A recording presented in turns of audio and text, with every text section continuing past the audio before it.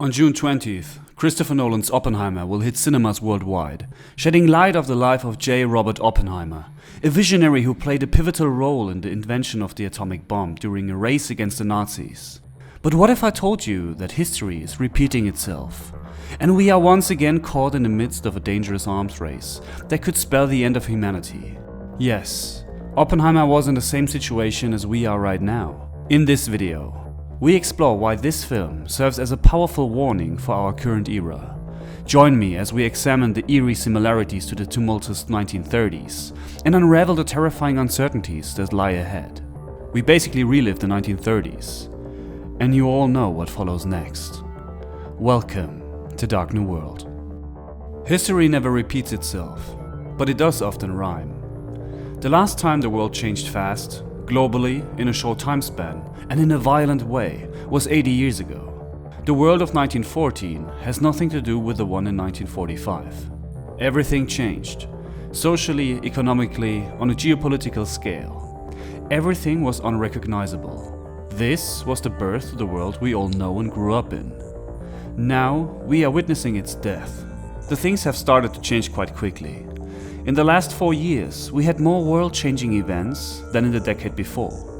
And believe me when I say this trend will not stop, it will accelerate.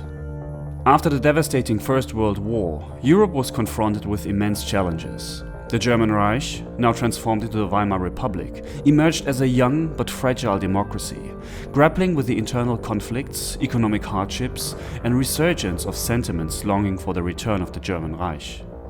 The Weimar Republic faced a myriad of struggles, including a crippled economy burdened by war reparations, political instability marked by frequent changes in government, and the rise of extremist ideologies fueled by disillusionment and economic despair.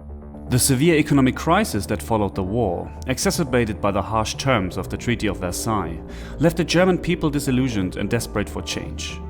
Hyperinflation ravaged the economy, wiping out savings and eroding the trust of the population in the democratic government. Amidst this turmoil, various factions vied for power, from far-left revolutionaries to right-wing nationalist groups. Today, the world is facing similar issues.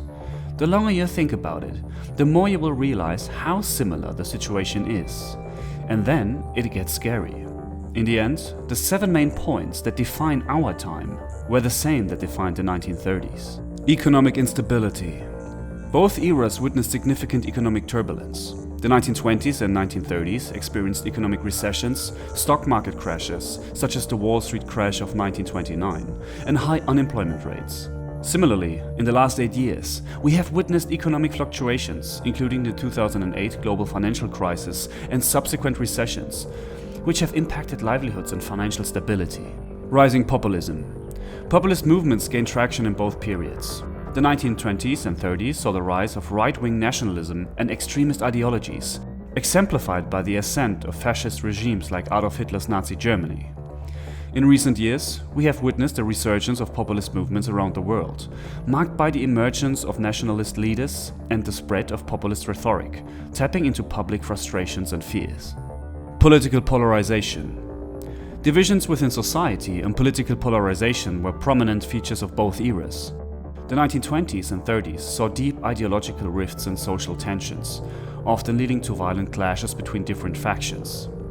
Similarly, the last 8 years have been characterized by growing political polarization, with increasingly polarized public discourse and widening ideological gaps, fueling social divisions and unrest. Erosion of trust in institutions. Both periods experienced a decline in public trust and confidence in established institutions. The 1920s and 30s witnessed skepticism towards democratic systems, as well as disillusionment with traditional political parties and institutions. In recent years, we have witnessed a similar erosion of trust in institutions, including governments, media, and established political parties, driven by various factors such as perceived corruption, economic inequality, and a sense of disenfranchisement. Globalization and economic inequality. Both periods were marked by significant disparities in wealth and economic inequality. The 1920s witnessed the Roaring Twenties, characterized by economic prosperity for some, while many struggled with poverty and economic hardships. In the last years, globalization and the widening wealth gap have sparked debates around income inequality and a concentration of wealth in the hands of a few. Technological advancements and disruptions. The last decade has seen rapid technological advancements, particularly in the realm of artificial intelligence, automation, and digital transformation. Similarly, the 1920s and 30s were marked by significant technological innovations, such as the widespread adoption of electricity and the rise of mass media, which played a crucial role in sharing public opinion and disseminating propaganda. And finally, the fragility of democratic institutions. Both periods underscore the vulnerability of democratic institutions in times of crisis. The challenges faced by the Weimar Republic highlighted the dangers of political instability of democratic systems to the rise of authoritarian regimes. Today, we face debates and concerns about the resilience and effectiveness of democratic institutions in the face of evolving socio-political challenges. And we all know what followed the 1930s. We don't have to live through a Third World War, but at the moment, everything is pointing into that direction. And what I forgot to tell you here is that the crisis back then was way easier to solve. They had no problem with overpopulation, they hadn't a globalized food production system, a just-in-time delivery system, and no climate change. Today we have more tools, but also more problems. In 1939, renowned physicist Albert Einstein sent a letter to President Franklin D. Roosevelt, warning about the potential of nuclear chain reactions and the possibility of developing extremely powerful bombs. This letter prompted the United States to initiate its nuclear research program. In response to Einstein's letter, the US government launched the Manhattan Project in 1942. Led by J. Robert Oppenheimer, this top-secret research initiative aimed to develop the atomic bomb before Nazi Germany could achieve the same breakthrough. While the Manhattan Project was primarily a US endeavor, it involved international collaboration. Many renowned scientists who had fled Europe due to Nazi persecution joined the project, bringing their expertise and contributing to the race. Today, we have a similar race going on in the background. Let's draw some parallels between the nuclear bombs race and the contemporary race for artificial intelligence. Because the rise of AI is the atomic bomb of our time. Similar to the nuclear bombs race, the AI race is driven by the recognition of its strategic importance. AI technologies have the potential to revolutionize various sectors, including defense, healthcare, transportation, and more. Nations and companies compete to lead in AI to gain an edge in these critical domains. Both races involve groundbreaking technological advancements. The development of AI requires advancements in machine learning algorithms, data processing capabilities, and hardware infrastructure. Just as nuclear scientists push the boundaries of physics, AI researchers continually strive for breakthroughs in AI models and algorithms. In the nuclear bomb race, national security concerns played a significant role. Similarly, the AI race has become intertwined with national security, as nations aim to harness AI's potential for defense, surveillance, and economic dominance.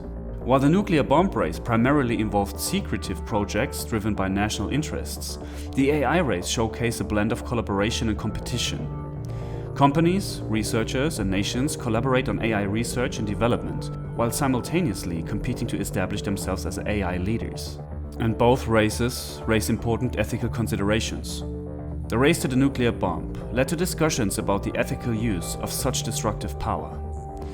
Similarly, the AI race sparks debates about AI ethics, privacy, algorithmic bias, and job displacement, emphasizing the need for responsible development and regulation. The Cold War that followed the Second World War shaped the world for the second half of the century. AI will have an even greater effect on our life, because this new weapon will not detonate in the middle of nowhere in a desert. It will explode in our daily lives. Every aspect of our way of life and work will be changed forever. This makes our fight way harder than the one of our grandparents. I hope it is clear for everyone that this century will be the hardest in human history so far. Will we make it to the end? I don't know. But I know that the world of 2050 will have nothing to do with the world of today. Collapses change, and change has only just begun.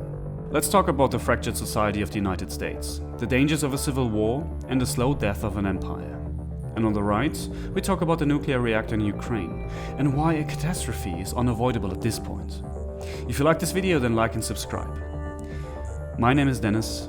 Thank you for watching it. Goodbye.